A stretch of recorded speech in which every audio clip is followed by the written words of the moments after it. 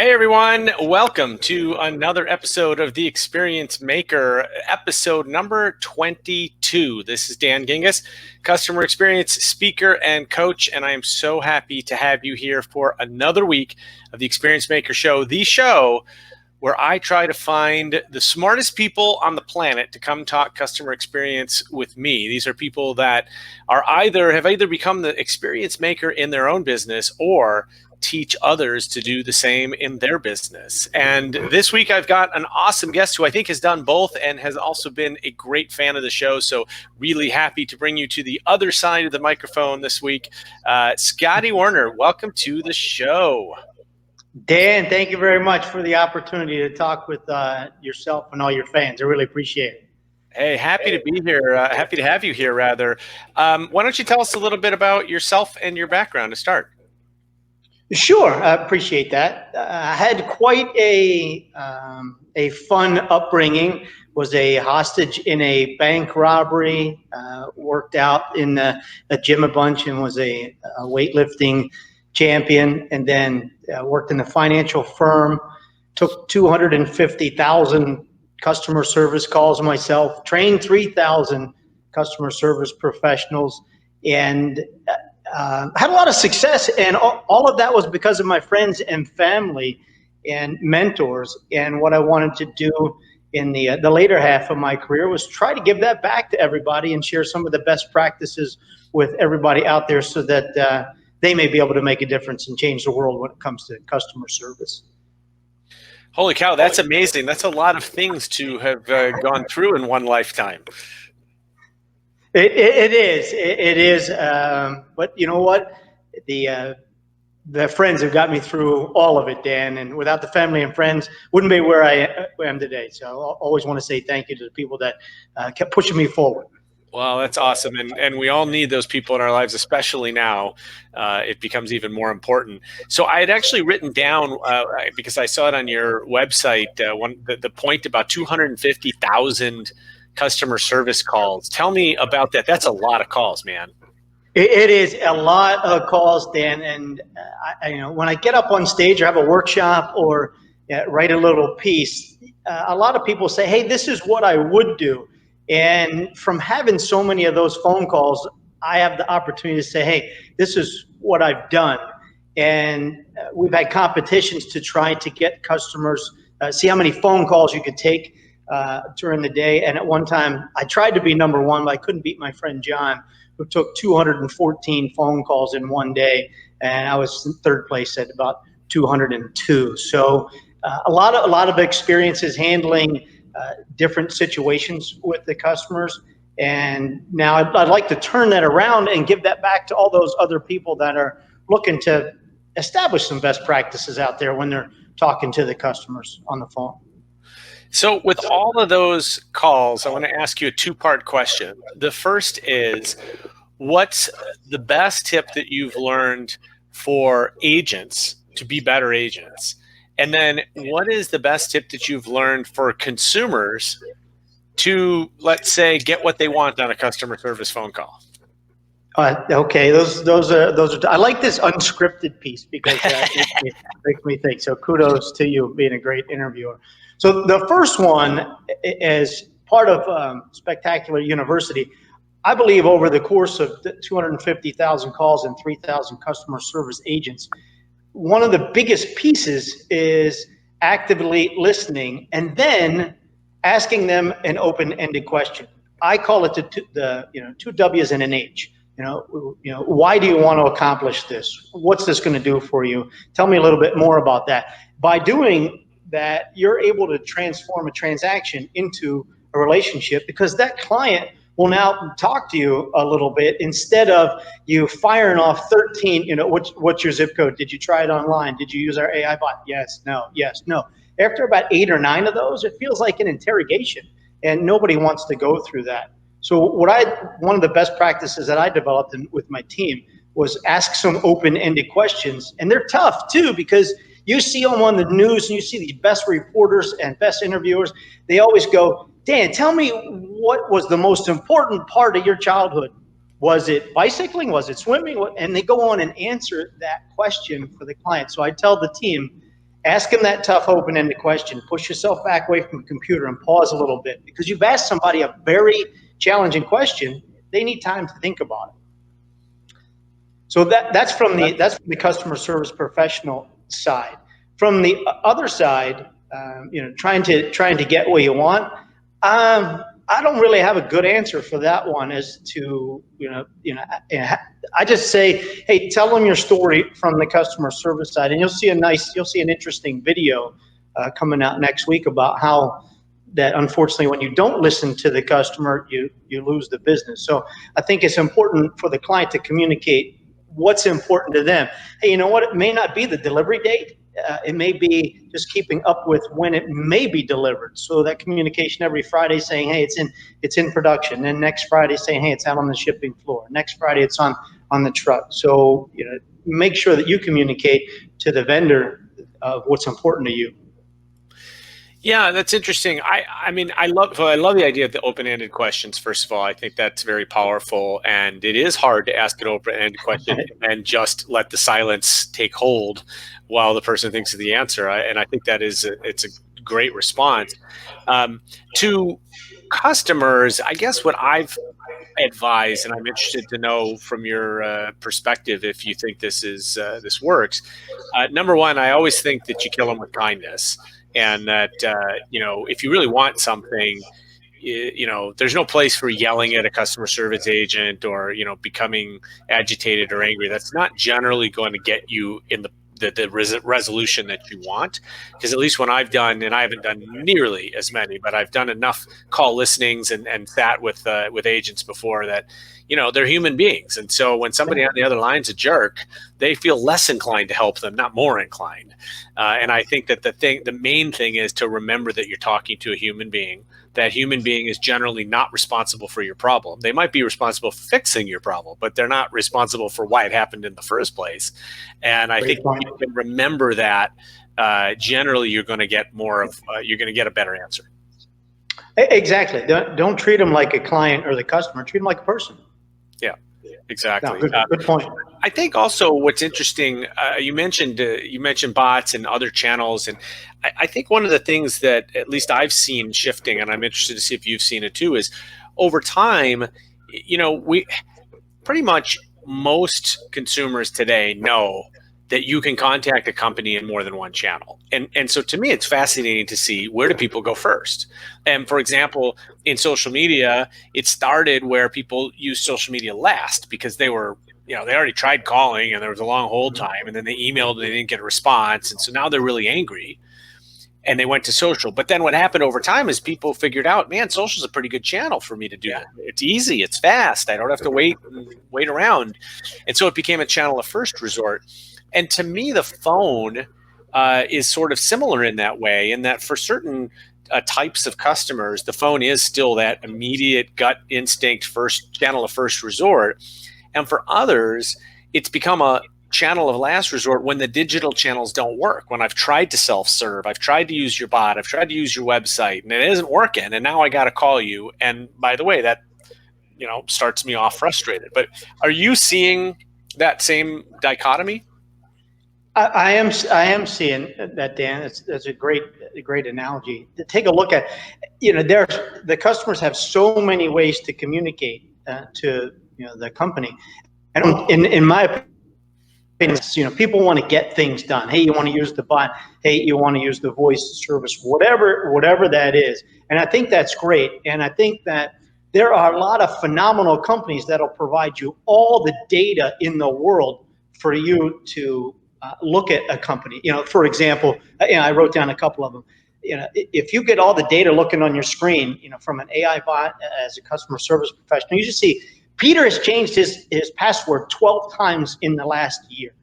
And then you look at another screen and you look at Laura's ordered 2 pairs of shoes on January 1st and July 1st every year.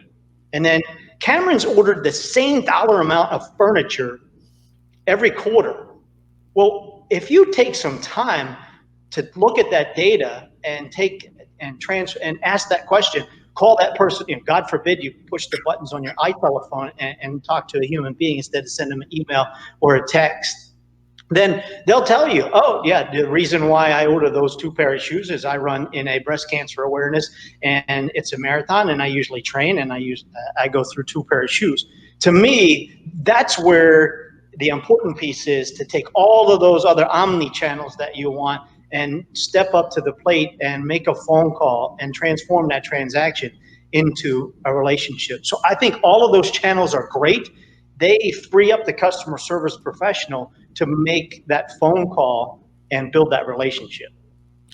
It's funny when you get when you get two customer experience, customer service people together, sometimes there's like a mind meld that goes on. And I'm going to share your screen again here, because I actually wrote down transforming transactions into relationships. It's right here on my pad of paper. I was like, that's an awesome line. I want to ask Scotty about that. And then of course, that's where you went. So that's awesome. And totally true, right? I mean, people don't want to they don't want to feel like they're an account number. They don't want to feel like they're just another customer among millions. They want to have a relationship.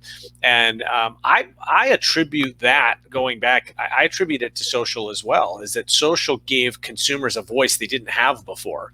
And it also gave them a different kind of access to companies that they didn't have before. It used to be that your only choice was to write a letter or to call into a call center and talk to a single person at a company. But now you can have a relationship with sort of the entire company in a way that is different than in certainly decades past. And I think what people are finding is they like doing business with companies they have a relationship with. So it behooves companies to establish that relationship. Absolutely. It's so much more about when you have a manager looking at their SLAs in a call center saying, hey, I need you to take 90 calls a day, 90 calls, and you hit those. Well, that's a good metric. But what about if you were the one that had 70 calls, but you're able to build 10 relationships, and then you took the time and said, hey, you know what? Christina's going to call up again. I'm going to call her up and say, hey, you ordered the blue and white shoes last year. How's the training going for your marathon for breast cancer awareness? When's the last time somebody's got a call like that? That's where you build the relationship and you cement the opportunity to, as Shep always said, you don't have a lifelong customer. You have an opportunity for them for the next experience, and that's what I think is important. Yeah, I totally agree, and I think it is. It shouldn't be, but it's still very surprising when a company does that for you. And so you remember it. And, what I teach people is that a remarkable customer experience can be your best sales and marketing tool. And it's the same kind of thing, right? Is that if you spend time with your existing customers, you can make them into better customers who want to talk about you and tell their friends and family and social followers, et cetera. And a great way to do that is just to get to know them. And, I've always wondered what would happen if the cable company called me and said, guess what? We've reduced your bill by $10 a month. You're on the same program, but it's just $10 cheaper. Because that every time that I have to call them every year, I call them on the clock, and it ends up, well, there's the same program that's $10 cheaper, and I end up thinking, well, why didn't you tell me that? Like, well, why am I in the expensive one? And if they turned it around and called me, I would feel such loyalty to them and appreciation. And it's funny because the result's the same. Right, I'm still going to end up on that $10 lower program. So I think that's super interesting. I just want to interrupt you for a minute and thank our audience for tuning in. And please leave your questions in the comments on LinkedIn or on Twitter. We'll see them; they'll pop up here, and I'd be happy to pitch your questions over to Scotty if you have some questions you'd like to ask. Scotty, when you booked this appointment, I asked you a question, and the question was for me to remind you about a customer experience story that you wanted to tell. And I love, because people always answer this question, and it's like, I have no idea what they're going to say. And all you wrote, which I love, was the Marriott Mile. And so I don't know what that means, other than it probably has to do with a hotel chain. So give me the story. Sure. I'll give you the Reader's Digest version. My friend travels a lot for business, and he checked in to the Marriott, and he said, hey, you know what? I'm in the middle of trying to lose some weight, and I want to go on a 4-mile run. And I was wondering, do you guys have anything down here in the city that outside? I don't want to run on a treadmill. And I think her name was Lisa, said, yeah, we sure do. If you go run down to the corner, make a right-hand turn, you'll go about another mile. You'll see the big giant blue Chase sign for their ATM. You'll make a right-hand turn, and then you'll go about another mile. You'll hit a giant brick wall. That's 2 miles. You come back 4 miles. He said, that is awesome. And this was in July in Florida. So he went upstairs to his room, changed his clothes, put his running gear on, waved to the young lady at the front desk, said thanks again. Manager turned around and looked at him, and he headed out. Well, he's a friend of mine, so we train together, and we're not very fast. We take our time to run 4 miles. So he went down to the corner, he made a right-hand turn, saw the Chase ATM with the big blue sign, turned around and started running, and looked off to the left and saw the beach. And then when he got to the wall, he turned around, and it was a little later in the afternoon, and noticed these absolutely vicious and evil storm clouds. And he did the math in his head, and he said, there's no way I'm going to make it back. So he tried as hard as he could, and he got to the Chase overhang for the ATM, a big blue sign, and thought, I'm going to be stuck here for at least 25, 30 minutes. And up pulled the Marriott shuttle van, and the driver rolled the window down, and he said the gentleman's name. He said, yeah. He said, hi, I'm John Simmons. I'm the manager. I know that Katie and Lisa told you about the run. We saw the rain was coming in. We knew no way you were going to make it back, so we wanted to come out here, see if we might be able to find you and give you a dry ride back. He hopped in the van. There were dry towels, bottles of water, and escorted him back to the hotel. So that is awesome. That's a great story. Spectacular customer service. Yeah. Yeah, that's outstanding. And, it's what I love about it. One of the things that I always, and since I'm wearing my Cubs shirt today, this is for you, Strub. I always quote former Cubs manager Joe Madden, who talks about his mantra is do simple better. And I love it because it's not just a baseball thing, it's a business thing. And what I love about that story is it's so simple. It didn't cost them any money. Maybe a mile's worth of gas, right? I mean, it did not cost any money. It cost very little time, and it's so simple, but all it required was for a person to pay attention and to put the pieces together. And let's just ask the obvious question. The next time your friend is staying in that city, where do we think he's going to stay?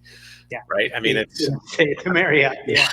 Yeah. And folks watching, I mean, it doesn't have to be more complicated than that. Customer experience does not have to be, shooting off fireworks and spending hundreds of thousands of dollars on remodels and, all this sort of stuff. It really can be the simple things that are inexpensive and easy to execute, but it's about training. I mean, obviously that manager was well trained to just sort of be aware. My mother always says whenever I'm in a foreign city, she says, be aware of your surroundings, right? And that's what that manager was doing, was he was being aware of the surroundings, and he realized that one of his customers was about to get caught in the rain. I think that's a fantastic story. So, Scotty, we're running up on time. This is the fastest half an hour on all of the internet, although we did start a couple minutes late, so we'll go a couple minutes past. But I'm just curious, tell me what's been going on with you the last couple of months. Obviously, the whole world has changed. And I would imagine, because I've seen the same thing, that customer service and customer experience have become even more critical to businesses now.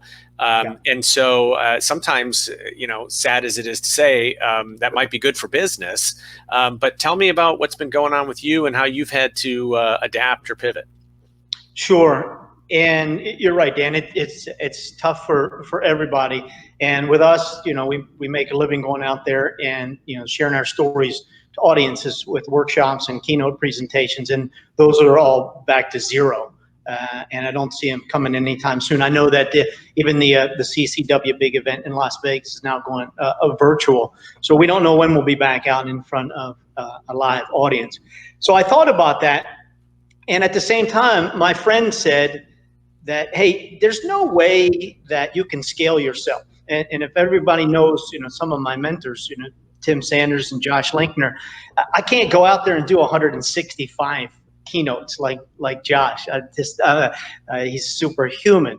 And there's only so many that you can do. So I thought, how can I pivot and take care of all the customers all the time from anywhere in the world. So what I've been doing for the last 6 months, Dan, is I created Spectacular University.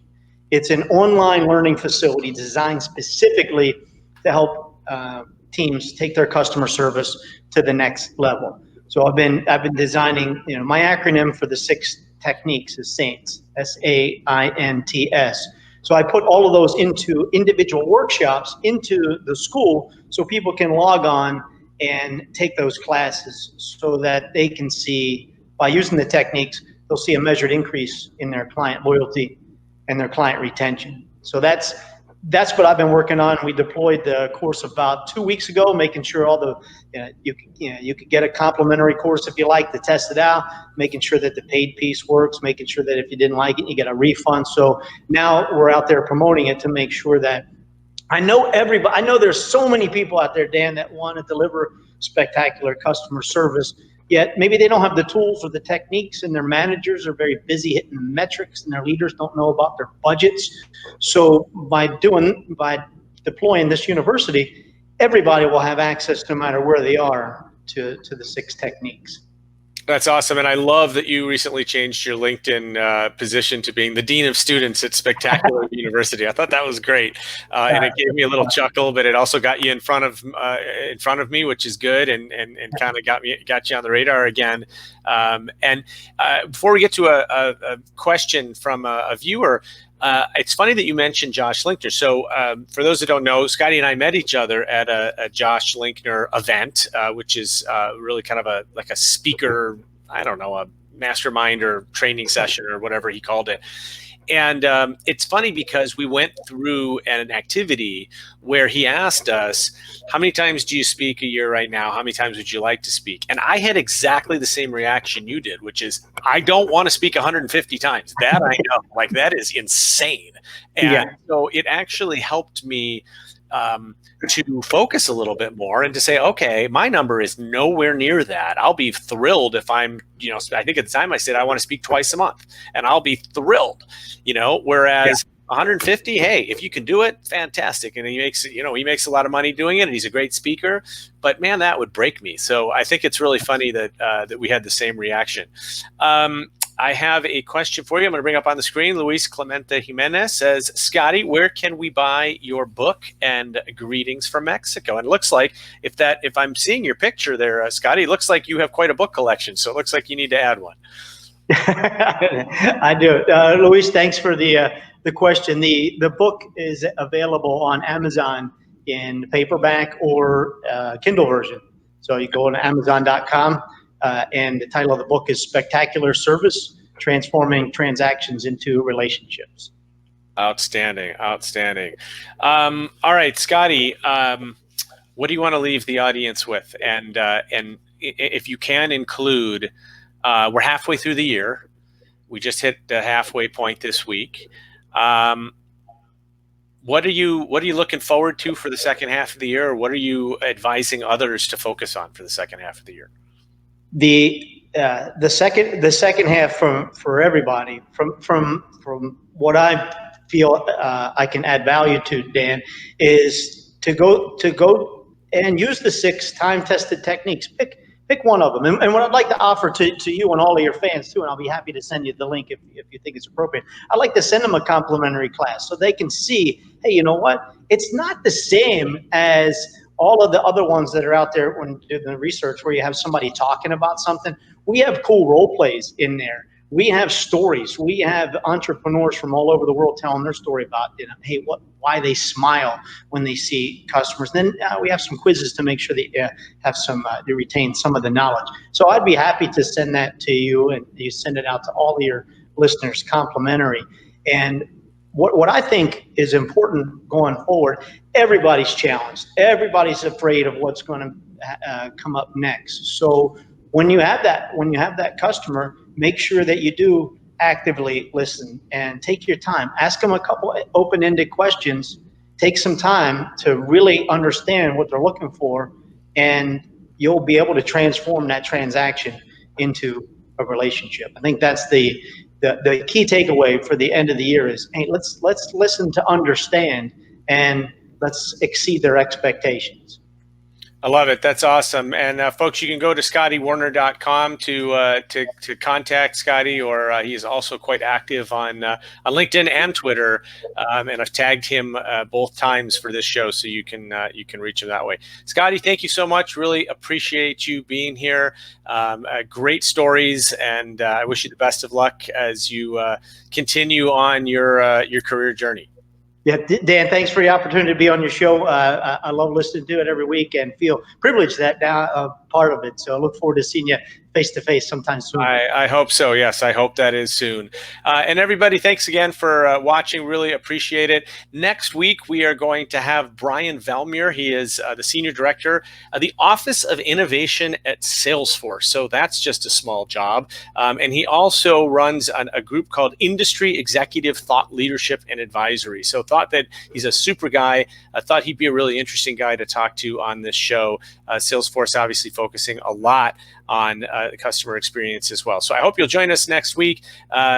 For now, this is Dan Gingiss, customer experience speaker and coach. Catch me at dangingiss.com anytime or on Twitter at dgingiss. Thanks so much for joining. We'll see you next week on The Experience Maker.